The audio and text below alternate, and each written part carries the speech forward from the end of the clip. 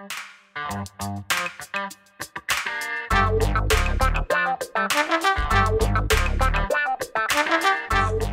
guys, Montel here, and thanks so much for tuning in to this edition of Let's Be Blunt with Montel. Our guest today is a prison reform, addiction, and recovery advocate.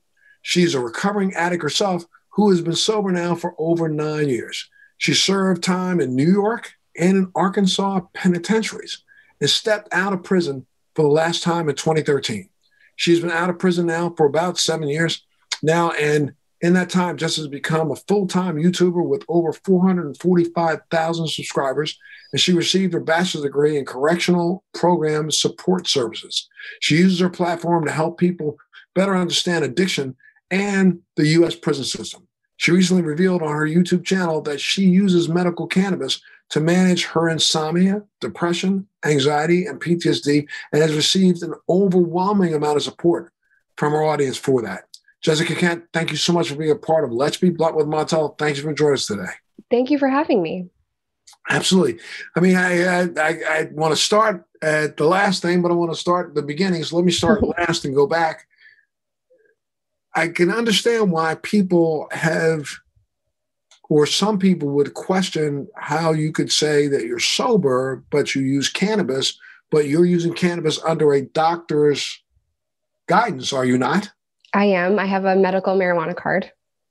But I mean, but I don't want to give people at home the impression that, for them to think that there's something wrong with a person who is sober from opioids using cannabis, because we now know that, and there's been research that's been done that has proven that cannabis is an effective, exit drug for opioid addiction. Is it not? It's not only an effective exit drug, it literally saved my life. And for a really long time, I was on supervision, probation, and parole for years, from 13 to 28.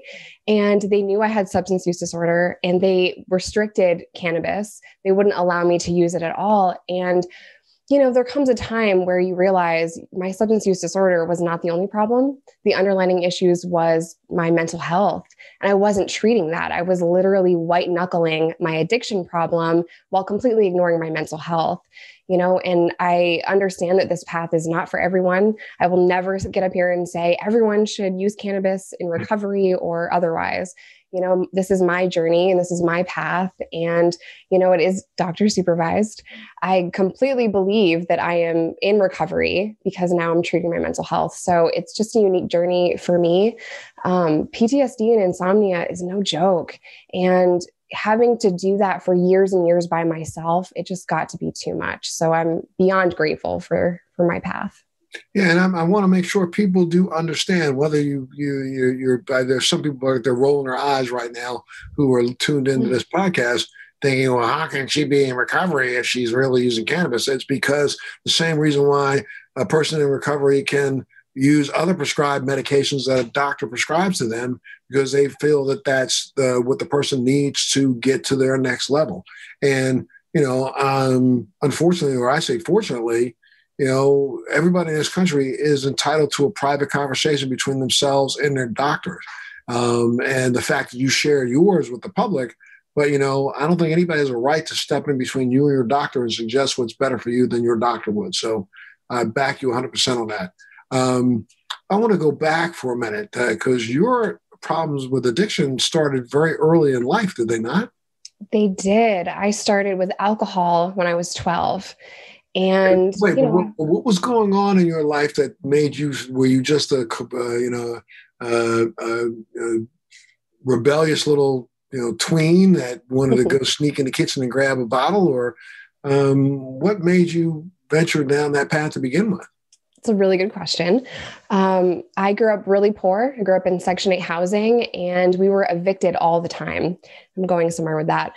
I would transition from school to school. Sometimes I would spend 6 months at one school, go to another school, and go back to that first school.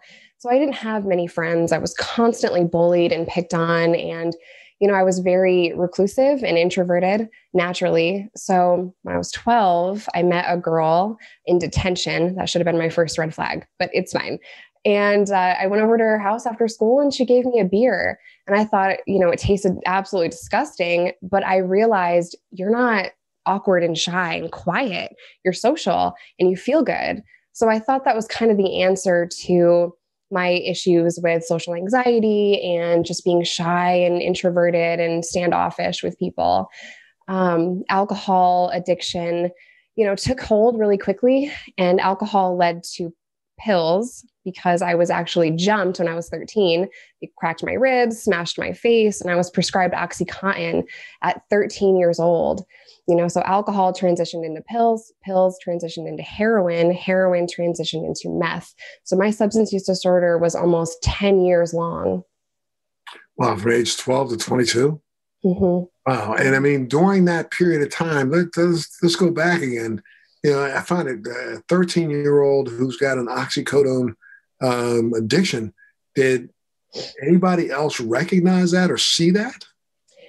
Yeah. So I was getting in trouble in school all the time, cutting school, not showing up, getting in fights, doing anything that I could to get pills or cocaine, anything I could find, really. So at 13, it's a little bit more challenging to facilitate your addiction.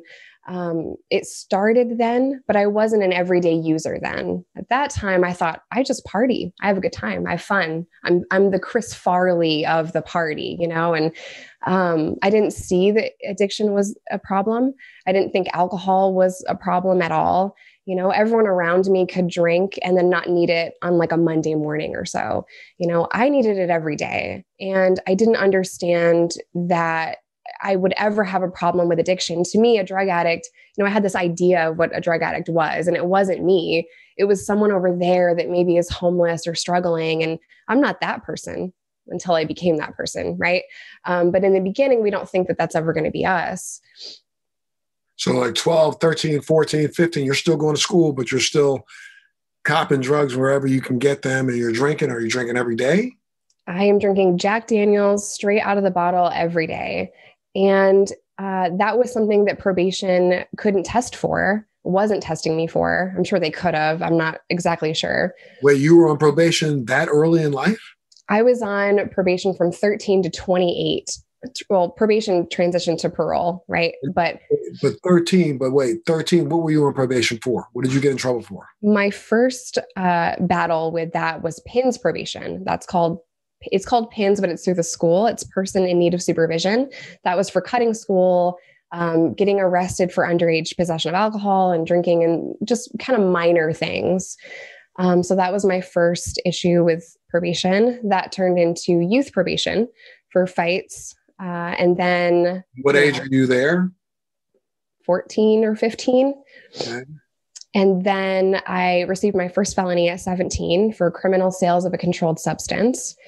I learned pretty early that if you sell drugs, you make money or get free drugs. That was really all I wanted to do. Have a little bit of money in my pocket. Like I said, I grew up really poor. Not that that's an excuse, but I justified that as a teenager, and free drugs.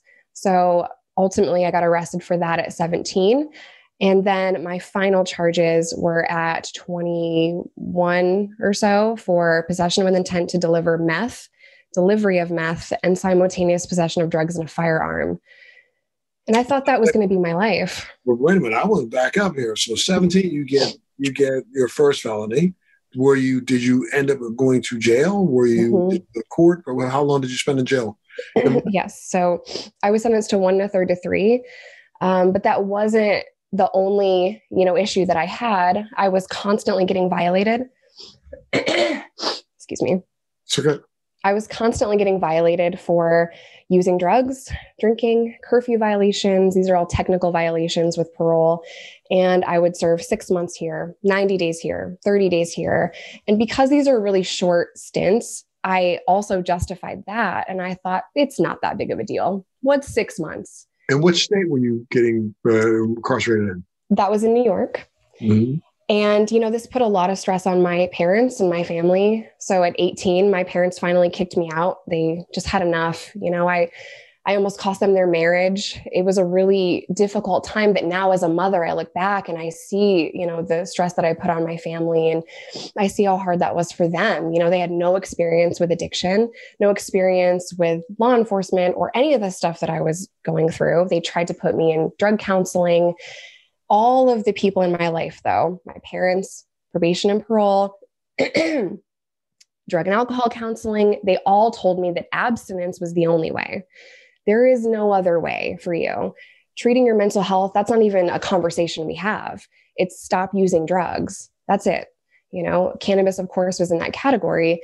So at 18, I moved out, was kicked out, and struggled for a really long time. I started using heroin intravenously. So from 18 to about 22 or so, 21 or 22, I was addicted to a needle. Whatever I could put in that needle, I was addicted to. And is that when you transition from heroin to meth? Yes. So I was going to say, you are a lucky person. I mean, because I'm looking at you and you don't bear any of the physical scarring that meth normally, does, especially young women. So, I mean, you're very, very blessed that way. But I mean, the first time you tried meth, why were you transitioning from heroin to meth? Yeah. So that's a story. I went on the run from some charges in New York that I was innocent of. Some people got involved in a robbery. And even though I knew I was innocent, I know the criminal justice system. I can't fight that from county jail. They're going to force me to take a plea on charges I'm innocent of. So my rationale was go on the run, get a lawyer, detox, not in a jail cell, in a hotel room, and figure it out. So I did just that. I went on the run and found myself in Arkansas, and everyone there was doing meth. And at the time, I had about 3 months sober from heroin, and I felt so strong. I felt like I could take on the world. Heroin addiction is a monster, and I've detoxed cold turkey probably 24 times. So having done that for the last time in 2011, I thought, I can take on anything. Look how strong I am. Unfortunately, I never treated my substance use disorder. So getting around people that were using meth, it was only a matter of time before I started using as well. And I don't know if you want to get into the details of the first time I used. It's pretty graphic, but intense. Sure. Why not? Let's tell people. Okay. I bought $50 worth of meth, what I thought was $50 worth. Someone really hooked me up and gave me $150 worth. I had no idea how to use it, but I shot it intravenously. And I remember just clear as day, mixing that up and putting it in my arm and being afraid that other people in this really disgusting condemned trailer that I was hiding out in would know that I used meth. I've been here trying to get people sober, and I'm now relapsing and I'm using. So I go to stand up and I try to clean up my mess as fast as I can so no one knows what I had just done. And I fell down. I couldn't see. My vision went completely out. I couldn't hear anything. All I heard was the wah-wahs. My ears were ringing as if a bomb had gone off and I had a concussion or something. It was really intense. I couldn't breathe and I started to hyperventilate. And after probably the longest 90 seconds of my life, a calming came over me and I was able to tell myself, deep breaths, calm down, take a deep breath. I had to slow my heart rate somehow. I mean, I was having a full-blown panic attack. I thought I was going to die in this trailer. And after a while, my vision came back, my hearing came back, and I stood up. And instead of being afraid of what I had just done, instead of being afraid of dying, I thought it was the best thing in the world. And that is how sick I was. That's how sick addicts are. We're not really afraid to die. We just want that feeling so that we feel good. And, I share that on my YouTube channel so that people understand just how sick the disease of addiction really is. And from that point on, I chased that feeling for about 6 or 7 months before I got arrested again. And you are what, 19 years old now? Or 20? I'm 21 or 22, about to turn 22 or so, maybe 23. I'm sorry. And what did you get arrested for? This is in Arkansas now. This is now in Arkansas. I got arrested for possession with intent to distribute. So I had 2 ounces and they hit you with intent, delivery of meth, and simultaneous possession of drugs and a firearm. Wow. And so you're standing in a court and the judge slams down the gavel and says guilty and sentenced you to how long? I was sentenced to 5 years, 15 suspended with 40 years exposure. that's a lot to say that if I ever commit another felony again, I'm going under the jail. And I knew that that was going to happen. I was not surprised when I was arrested. I kind of figured that's the lifestyle I was living. I knew the risks. The only surprise I had was during that arrest, a couple of weeks after, I found out I was pregnant with my first daughter. And I was shocked and terrified. I mean, I can go to jail. I don't know how to do that pregnant. I don't know how to have a baby in prison. I mean, I was terrified every step of the way.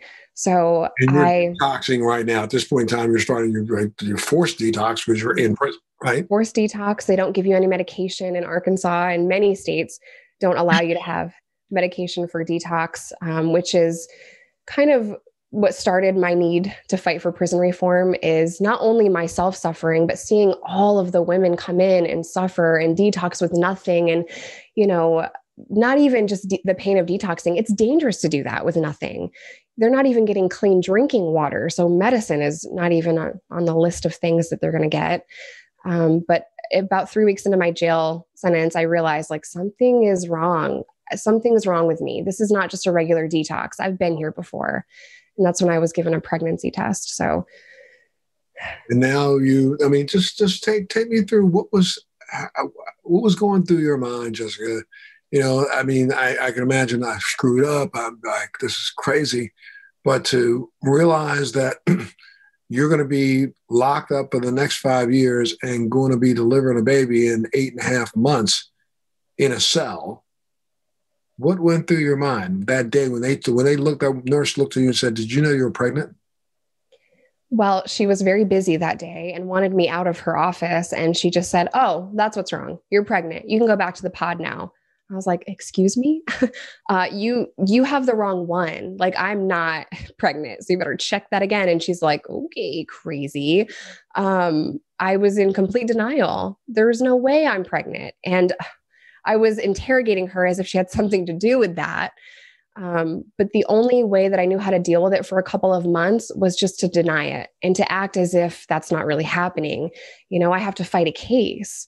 And to be honest, I didn't have much fight left in me at that point. I was drained. I was tired.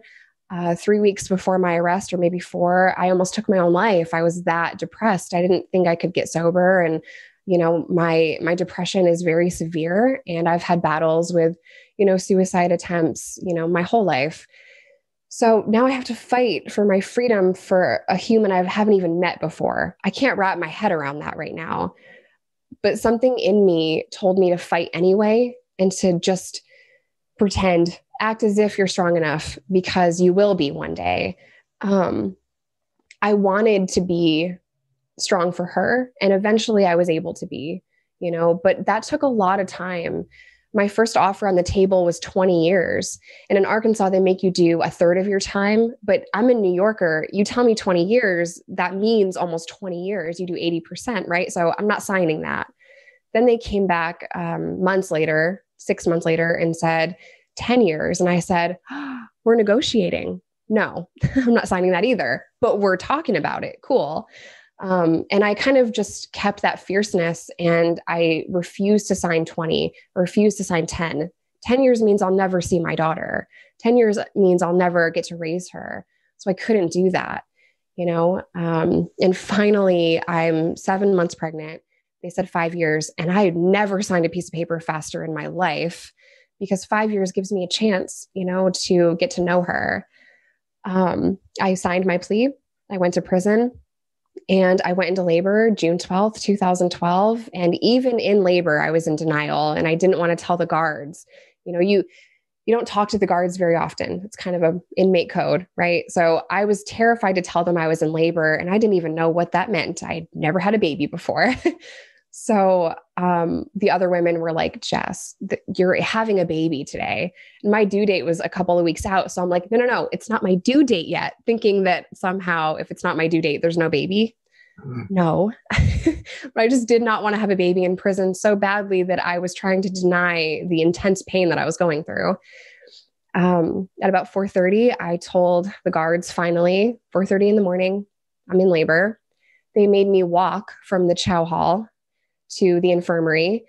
If you've ever seen a prison hallway, there are long corridors. It takes time to get to the chow hall, and every step was more painful than the last.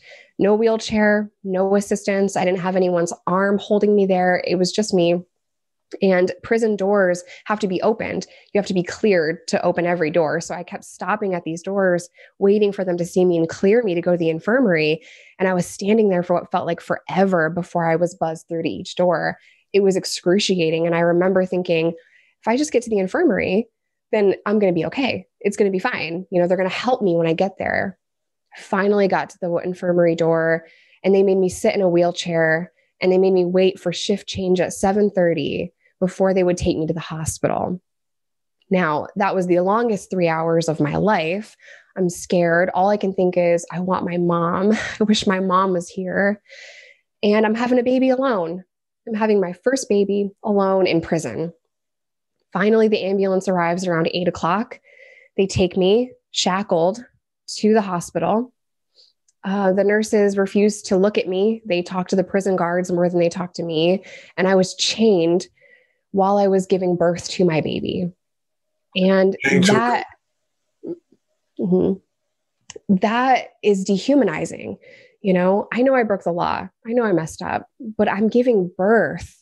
And I'll never forget the imagery of holding my baby who's 2 minutes old and seeing the leg chains on my leg.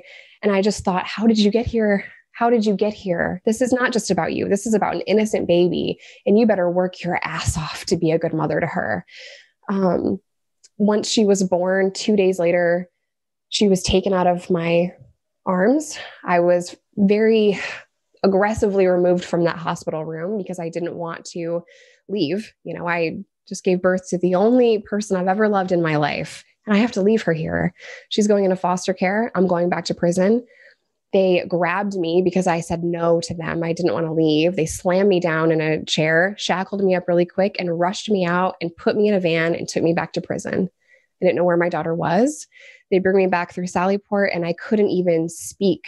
I was shell-shocked in a way that is so hard to describe. I don't remember fully what they were saying to me or what happened. I remember little flashes of going back to the prison. And they kept me in the infirmary for 2 weeks because I couldn't answer their questions. I didn't know what happened. And I have later learned that was PTSD. Crazy. And now they did, your child went into foster care. Was she able to be fostered by a member of your family or somebody else? No. So my family's in New York, and they didn't have the means to come down to Arkansas to visit, let alone fight a DHS case. So she went to foster care, and it was 6 months before I saw her again. And her foster family is amazing. They're so kind, and we talk to this day. But I remember sitting there, meeting them. The foster family, he is a police officer, and she works at a college, and they're such good people. And it was almost, the irony of a police officer taking care of my child was a lot. But I remember telling them in chambers, I had a 15-minute visit, I will do whatever it takes to be her mother. I will never stop fighting. And whatever it takes, whatever it takes to be there for Micah, that's her name, I will do that. And I'm very proud to say that when she was about 2.5 years old, I was granted sole legal custody. And was she still in prison? I was still in prison when I saw her for the first time. When I got out, I was paroled to a halfway house. She was, a little over a year and a half or so. It took me an additional year to get custody. How long did you spend in prison from this? You got there, you were in jail first, you made the plea deal, they gave you 5 years. You had to do a third of your 5 years. I had to do 50% of my case. So some people get a third, some people do 50%. Since mine was a little bit more serious, I did 50% of my time. Okay, so and served the rest on parole. So let's see. So you went to prison. 2 months later, you have your daughter. Then 2.5 years later, they let you out? I served a total of 2.5 years. 2.5 years, okay. Mm-hmm. So they let you out. Now at that 2.5 year mark, you don't have, your daughter is still in foster care. And they went ahead and gave you full custody while she was in foster care? It took me a year to get custody of her. So when I first got out, I went to a halfway house. I had to get a job and an apartment and a car, and I had to work all of these things. I had to do meetings. I had to do hair follicle drug testing, counseling, child abuse testing scores. I mean, the list of things they wanted me to do was enormous. And they placed her 4 hours away from where I paroled to. So I would drive 4 hours. I didn't have a car at first, so I had to hustle to get a ride to even see her. Drive 4 hours. I would get her for 2 hours, and then I would drive home 4 hours. You know, it was an enormous struggle, and I completely understand why some people just give up. The whole time I had caseworkers telling me, "You're not doing enough. We're going to petition to terminate your rights. This isn't good enough. She's good where she is. She's been stable this whole time." And every step of the way, I told them, "She is my flesh and blood. I will fight until I die to be her mother." And I was relentless in that. You know, I knew that I knew that she belonged with me. You know, this is mine, this is my baby, and I'm going to do whatever it takes. You know, so it was over a year after my release that I got custody. Your custody, and that was because you basically checked off the list of everything you were required to do at a job, at a car, at an apartment. You know, financially stable, you had bought her clothes and all those things that you were checked off that you had to do. You did that. Now she's with you. Mm-hmm. Yeah, she came home, and I remember thinking the day that I got full custody of her, I thought, now what do I do? Right? I mean, I've never been a mother before. So that was a journey in itself. I also had to learn how to be comfortable in my own skin. I had battled substance use disorder all my life. So that was a journey. Learning how to be a mother was a journey, and what kind of a mother I wanted to be. I had a lot of time to reflect on that in prison, and then the year that I fought to get her. So, you know, the struggle was hard, but it made me who I am. And I'm so grateful every single day just for my freedom. And of course, to get to be Micah's mom. It's amazing. So, okay, so you got out after 2.5 years. Now, were you on parole? How does that set up, and how long did the parole last? Are you still on parole now? Tell me about that. Yeah, I was on parole the whole time. I recently got off parole. I think it was 2019. So I'm off parole, and now I just have a suspended sentence through the state of Arkansas. So I have to, you know, not go back to Arkansas or commit another felony, which I will not do. Right. And where do you live now? I live in the suburbs of Chicago.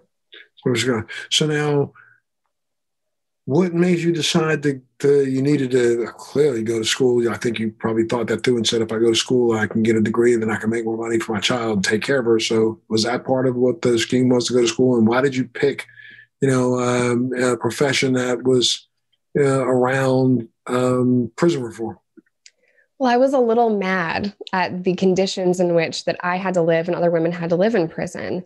And it kind of just lit. That spark had been lit in prison. You know, I saw a lot of women struggle, and I thought to myself, the world does not know what women go through in prison. New York was a very different environment than Arkansas was. Arkansas made you do chain gang without the chain. And that was in the Arkansas heat. My hands would be cut up and bleeding on this chain gang. Women were denied feminine hygiene products. The water was brown. I mean, the conditions were just barbaric at times. I gave birth chained to a bed, you know, so I wanted to share my story. I know that I'm not the first woman to have gone through that. And I know I'm not the last.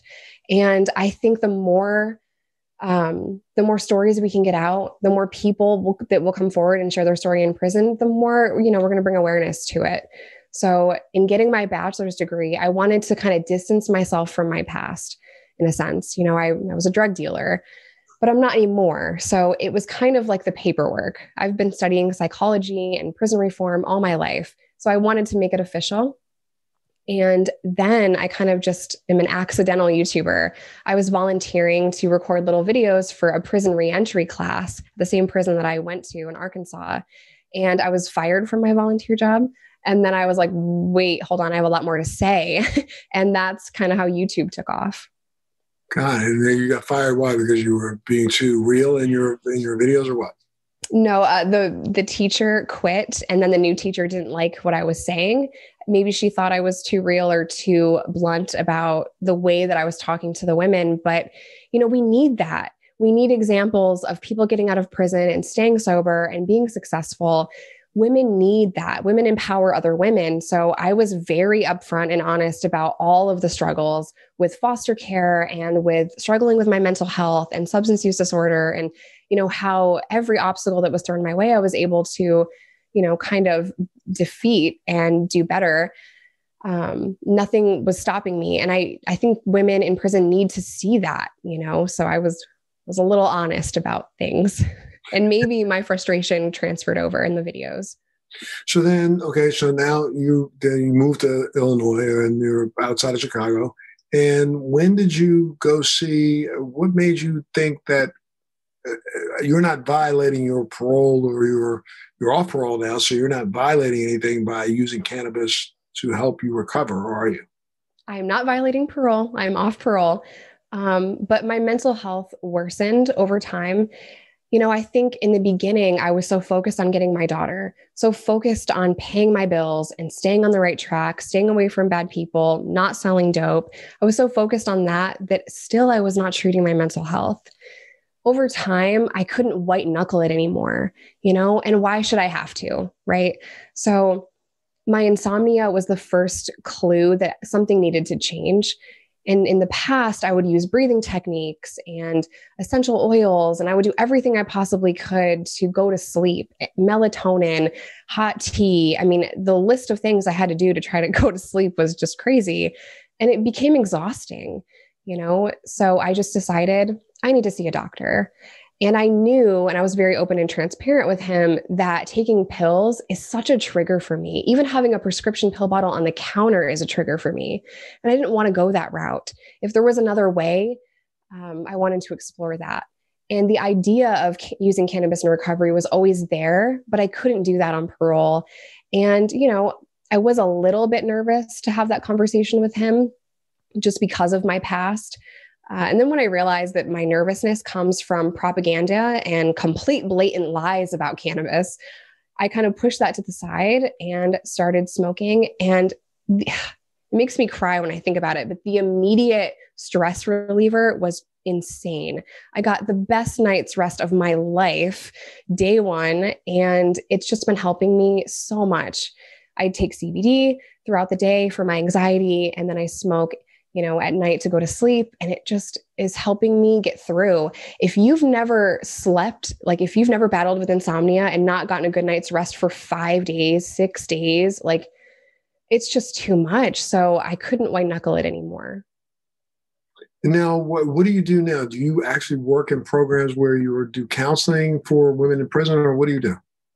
So I don't. I'm a full-time content creator for YouTube and TikTok, and I have a podcast. So right now I do everything online. I interview different people. So I'm an influencer, I guess, but I don't really like that word. And hopefully some other opportunity comes my way to actually get out and work with people. COVID kind of stopped everything that I had, coming up, but I'm hoping to either work in prison or work in rehab or with veterans. Anywhere that'll take me is fine. So making content is great, and I love what I do, love my followers, and they're so kind and encouraging, but I really want to start working, within my community and working with people. Yeah. And so now the podcast that you're doing, do you just address your story, or what's your primary focus? So just crazy stories, or bringing on different people that want to share their stories. But we talk about everything from, I've had cops on my podcast, so I'll talk with them and their experience, or we'll talk about prison or mental health or substance use disorder. I'm really open to talking about all of the things that a lot of people don't want to talk about. I think that is what makes, my brand so unique, is that I put it all out there, all the dirty laundry, all the stuff. My life is not Instagram. My life is not perfect. And I share all of that, every struggle I have. And I encourage my guests to do the same. I think that's going to do so much for people. Mental health is a huge battle. And if people feel less alone, I think we're really going to start to make a difference, so it's not for everyone. It's definitely challenging. And now Is it easy for you to find cannabis in the Chicago area? Or because you have a medical program in Illinois, right? Right. So I have a medical marijuana card, but we are completely recreational. So there's weed stores every 3 miles or so. So it's not hard to get. Got it.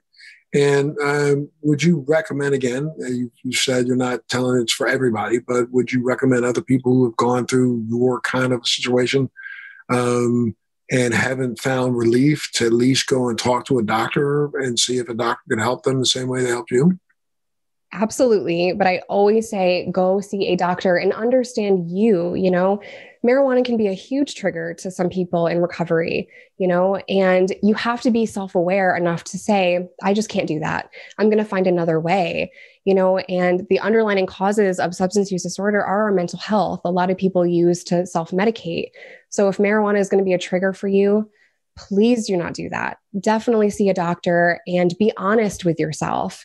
Some people need ADHD medication or, sleeping medication or things, antidepressants. If that is your journey, go see a doctor and talk about it. I definitely don't believe in cannabis for everyone, but it's what's working for me. And I will always share what's working for me. We're all different though. So definitely see a doctor first. So you're doing really well now. I understand you're recently engaged. Is that right? Yeah, I'm recently engaged. You have 2 children now? We have 2, Micah and Riley. Micah and Riley, both girls? 2 girls, yeah. 2 girls, good. And I mean, so what do you think, what's next for you? I understand that Hollywood's come knocking already, are they not? Some things are in the works right now. I'm working on a memoir and hopefully I'll have a book out soon. Cannabis Talk 101 is interviewing me at G4 in Vegas at Mandalay Bay. So I'm definitely looking forward to that. And we'll just kind of see, where it goes. Gotcha. Well, I know that, you, through your own firsthand experience, have a lot to say about prison reform. What would be the number one thing that you think needs to happen right now when it comes to prison reform in America? I think before we start working in prison, we need to change our drug laws. And, most people that I met in prison are not evil criminals that need to be taken out of society. Prison is important. It keeps dangerous people away from us, right? But it's also housing people that are broken. It's housing people that are mentally ill and struggling with substance use disorder and mental health. I have met evil people that should not be released, but that is not the majority. So I think the first thing that needs to happen is that we need to end the war on drugs. We need to stop incarcerating more citizens per capita than any other nation in the world. And once we start housing 50% less people, because that's what the war on drugs has done, it has filled our prisons. Once we start incarcerating less people, we can reallocate those funds to help treat substance use disorder. If you walk into a prison, everyone's trying to escape the disgusting abuse and conditions of prison. And it's really sad. I could have found drugs every single day I was in prison, or alcohol, whatever I wanted, I could have gotten. That's a problem. We are not treating substance use disorder. And then we're labeling everyone that has a drug addiction as a felon. They can't get a job. They're ostracized from society. And it's just a huge problem. It's a generational problem. So prison reform is important, but ending the war on drugs should be our first step. It must have been really difficult for you because I guess you just came out on the fact that you were a cannabis user, a couple weeks ago, a couple months ago? It's actually been a couple of months now. A couple of months now. I mean, when you thought through coming out, I mean, how did that go in your brain? You were saying, I think I'm going to go ahead and tell the truth? What? So that was actually a while in the making. I didn't want to get my cannabis card and then just be like, I smoke weed now. I wanted to know that this is the path for me. It's the path I'm going to stay on. And I was really nervous about it, honestly, because I have a brand of recovery.